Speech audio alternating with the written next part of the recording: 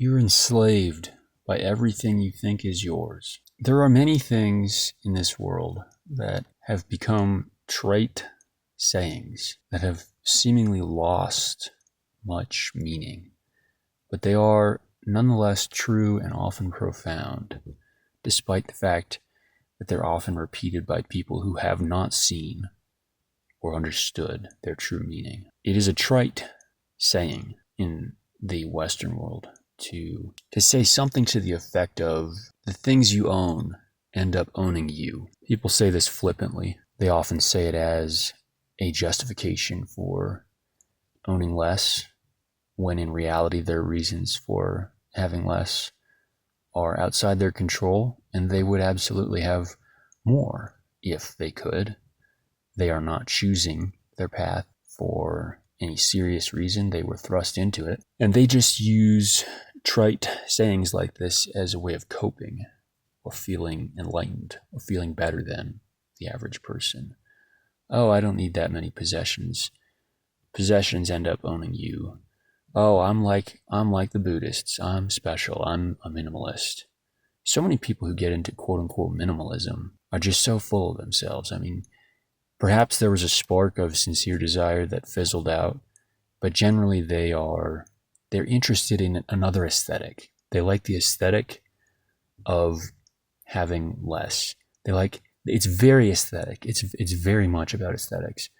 They like the aesthetic of seeming to have less, and they like it in large part because it allows them to feel like they are special, like they are more enlightened than the guy next to them who has 2 trucks and a boat and a big house. Setting all that aside, if we can get past the typical way that people deal with expressions like this, the things you own end up owning you. A statement like this is absolutely true, and it is attempting to point at a somewhat profound thought that needs to be understood. And it's not just about the things you own. It is everything you rely on. Everything in this world that you think you can rely on. Everything you think is yours. Everything that you take for granted. Everything you become attached to. Every system, every dynamic of power that enables you to have certain things or do certain things. Every pattern, every habit, every person, the people you think belong to you will be your masters, and you will become their slave. Your possessions that you are attached to will become your master, and you will become their slave. And it is not that it's bad to have possessions. You could have all the possessions in the world. You could have all the possessions in the world and not be attached to them. However, that is so exceedingly rare. It is just so hard for that to happen. It is so rare that is why Jesus said something to the effect of, it is easier for a camel to pass through the eye of a needle than for a rich man to enter the kingdom of heaven. There is great wisdom in that. And it's not that the rich man cannot enter the kingdom of heaven. And it is certainly not that he is somehow lesser than the average poor man, or that the poor man is elevated to some status above him.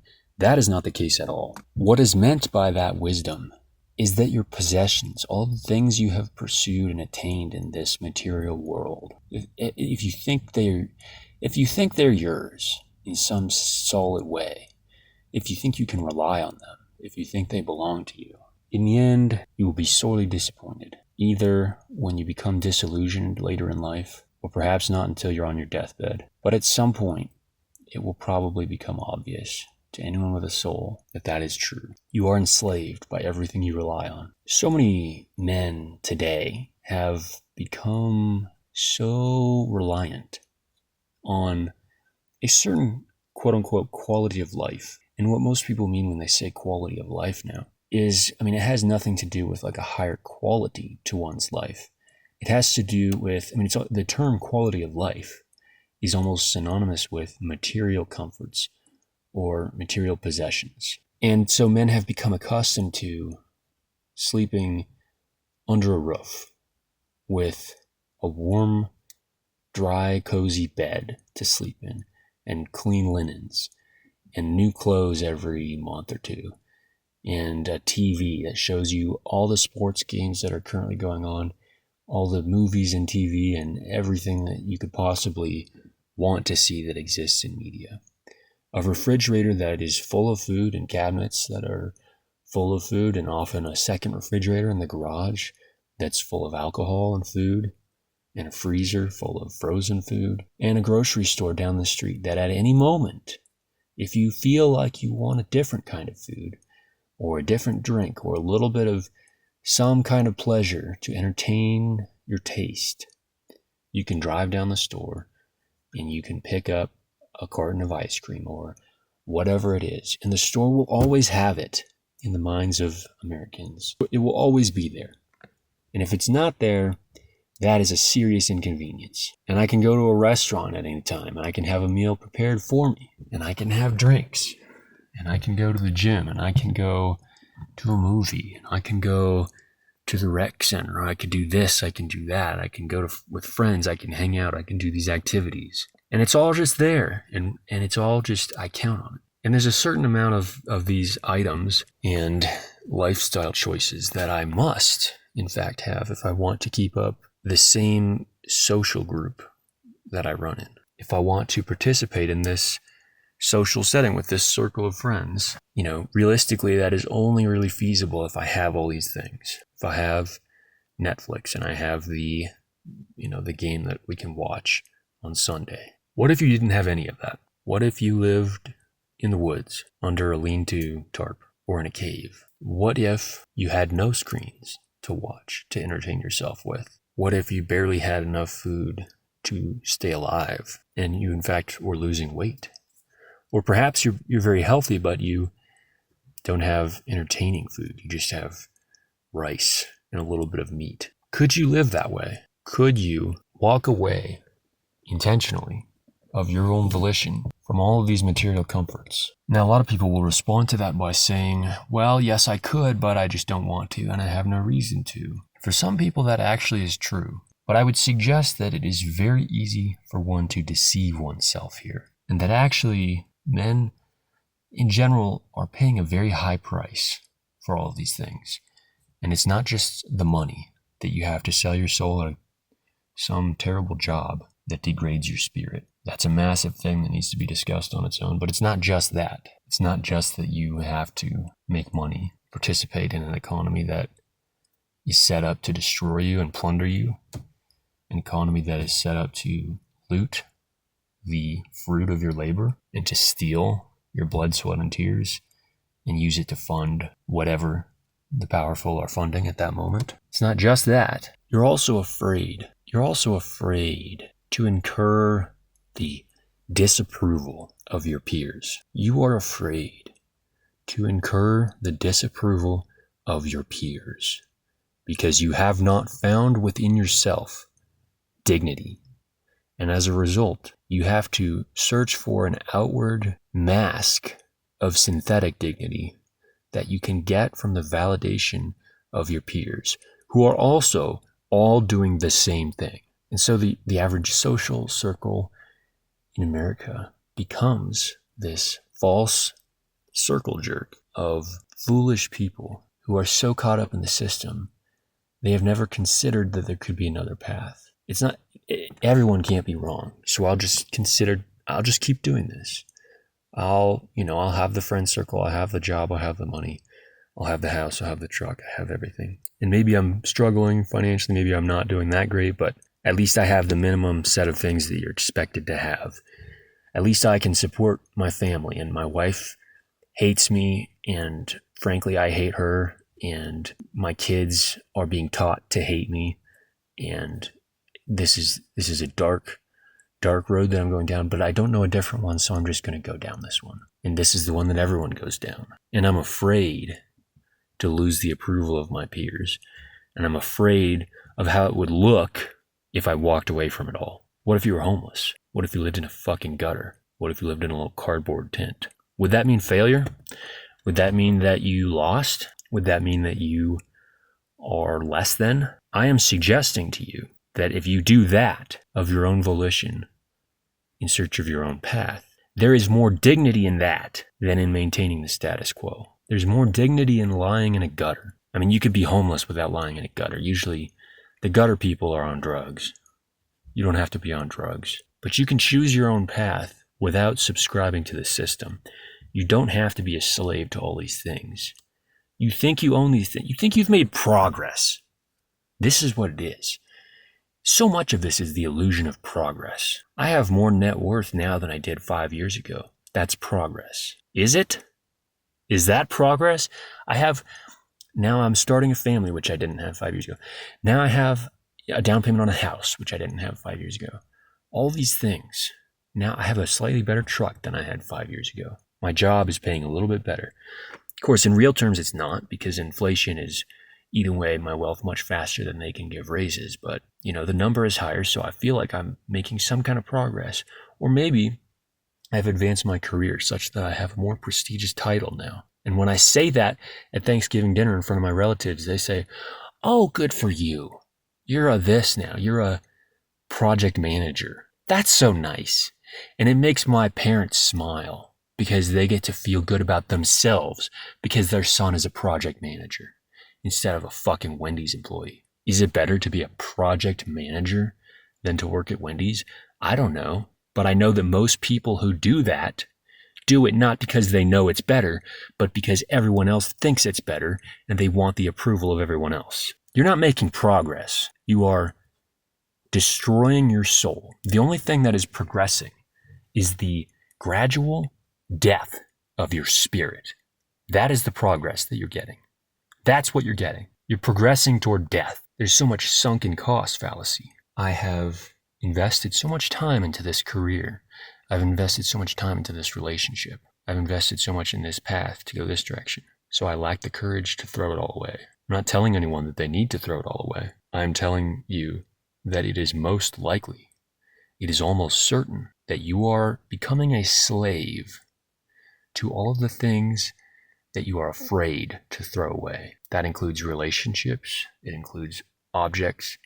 It includes situations, status, career.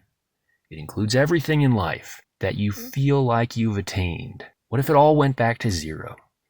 What if you had no degree? What if you were pronounced dead and assumed a new identity somewhere? What would it all be worth? And would you be able to survive that psychologically? Or would that break you because all you think you have is this false identity? Your identity is tied to all the things you think you have. Your identity is your enslavement. You have nothing. Even if you have all the money in the world and the pretty girlfriend and everything, you have nothing. You have those things in a very superficial way. They're not bad things to have. But I'm telling you that on an ultimate level, you don't really have them. They're there. They may not be there tomorrow. You have nothing. You must get to a state, if you want peace, if you want truth, you must find a place, a state where whatever you have, whether you have a lot or a little, you are not attached to it. You do not rely on it for your dignity. You do not rely on it for your self-esteem, your sense of having made progress in the world. I think sometimes the best thing that could happen to a man is to hit the absolute bottom. For your parents to perceive you as having fucked up and failed in every way possible, such that you could not go any lower. Let them disown you completely. Let your friends walk away from you. Let your friends pretend like they don't know you.